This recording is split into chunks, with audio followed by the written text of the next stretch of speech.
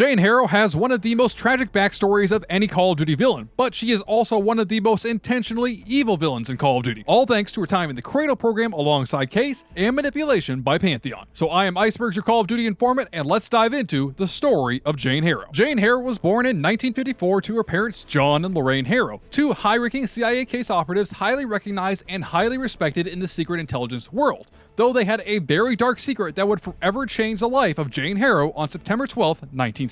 Under orders from the Directorate of Operations, Emerson Black, a CIA agent would be sent in to kill Lorraine and John Harrow in an operation called Red Sweep, an operation to kill Soviet double agents working against the United States within the CIA.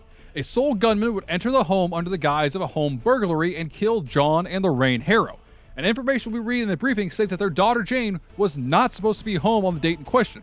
However, as we know, she was home, and following an intense firefight, her mother would order Jane under the bed until it was over. However, Jane did not listen, instead climbing out from under this bed to find out what was really going on, directly causing her own mother's death. John Harrow, seeing his wife's death, would then come out of his own place of cover to pick up Jane and place her in a closet inside of her bedroom while he tried to fight off the gunman, and once again, he wouldn't have been in that position if it weren't for Jane's actions. Eventually, the CIA assassin overpowered him, and we hear John Harrow making a desperate last-second ditch to keep himself alive. However, the agent wasn't having it, shooting and killing John Harrow instantly. Now, this scene presents something interesting.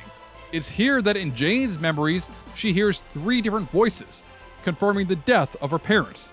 The first is Russell Adler. The second is a separate man's voice who sounds like Alex Mason's.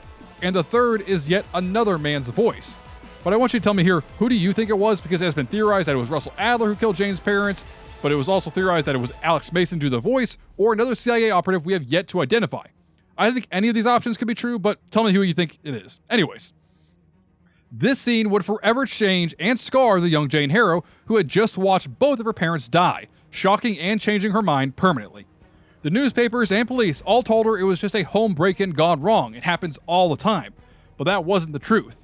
And this would be the moment that would push Jane Harrow to join the CIA and find her parents' killers. Jane Harrow would enroll at Georgetown University in 1972, seeing as Georgetown University in Washington, D.C. was a notable place that the CIA loves to recruit from. It's here that Jane Harrow would graduate with a bachelor's degree in regional and comparative studies in 1976 and a master's degree in Eurasian, Russian, and Eastern European studies in 1978. Less than 6 months later, Jane Harrow would be accepted into the CIA, and her first assignment was to go to Russia and infiltrate the Pedagogical School of Moscow, or the school where you learn how to be a teacher, in Moscow in the Soviet Union. Jane Harrow would become a certified teacher of the Russian language in the Soviet Union for kindergartners, graduating with her course in June 1980 before going back to the United States under CIA orders to work for the Advanced Technologies and Applications Division of the CIA, as a secret cover for the Pantheon, the main villains of Black Ops 6. Her life's next dramatic event came in March of 1981 when the Pantheon, the secret organization within the Advanced Technology and Applications Division of the CIA, received approval from the US government to begin human testing on their new chemical weapon, the Cradle. The first subject to join the program was an unidentified man labeled Case 1, who, if I'm being 100% honest, is Bell. Click the video at the end of this one to learn more about that, because I have a lot of proof to support that Bell is Case. But anyways, following the success of Case 1's trials, Jane Harrow would be volunteering to test the Cradle alongside Case himself, becoming friends with him as they both underwent trials for the Cradle.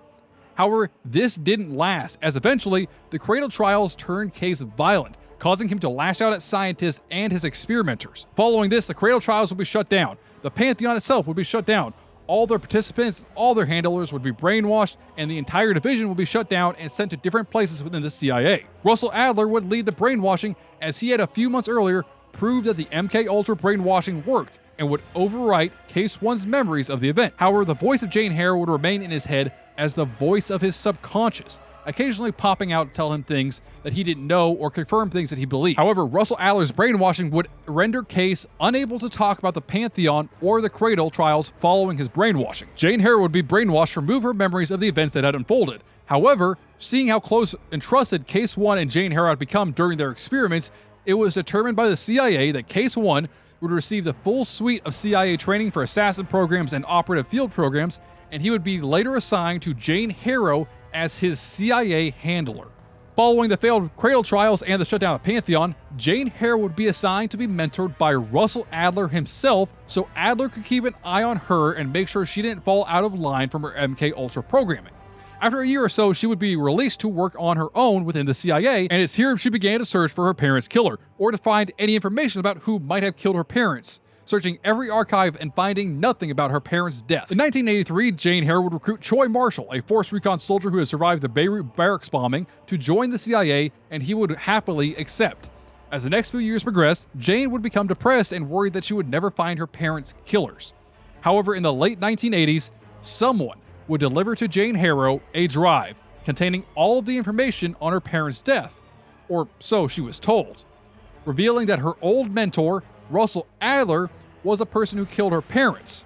As I said earlier, there is no confirmation that Adler was her parents' killer, but that he was at least portrayed to be the killer based off of this drive. Following this, the Pantheon would reveal themselves to Jane Harrow, revealing the organization and recruiting her to be an operations lead within the organization. She would then recruit other CIA operatives to aid her in her plans, and the first person she would recruit was Jackson Kane, a rival and training partner of Troy Marshall. Jane Harrow then helped Pantheon to frame Russell Adler as the CIA mole who was responsible for Alex Mason and Jason Hudson's death in Operation Just Cause in 1989.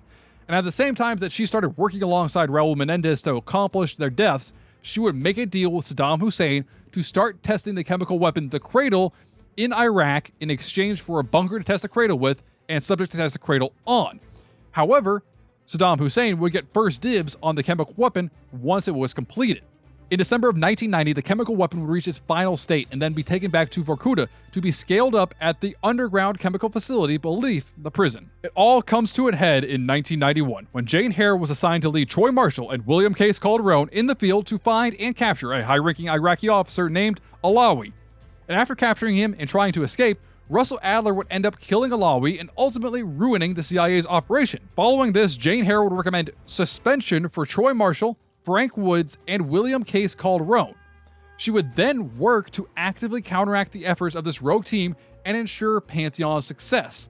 Jane Harrow would lead and ensure Pantheon was able to infiltrate the underground CIA facility under Clinton's fundraiser the same night Case and Marshall were planning to break into the facility. However, the rogue team would discover a tape later on, revealing that Jane Harrow was a leader of Pantheon, and that Pantheon had plans to detonate a chemical weapon in Washington, D.C. Jane Harrow then headed to Vorkuta prison to ensure that the chemical weapon, the Cradle, was ready for disbursement. After doing so, she would be captured by the rogue Black Ops team and taken back to the safe house for interrogation. Russell Adler would use an old chemical serum from MK Ultra that would fracture Jane Harrow's mind into different personalities, trying to find one of the personalities that would be willing to help the rogue Black Ops team. And although her personality was split, she was still the same person. She was never going to switch sides. The serum was only used as a way to force her to help the rogue Black Ops team and reveal information. Jane herself would fight a portrayed evil version of herself within her mind. However, ultimately, her personalities would re-emerge just as Pantheon arrived to help her and restore her to the same vengeful leader of Pantheon she was from the very beginning.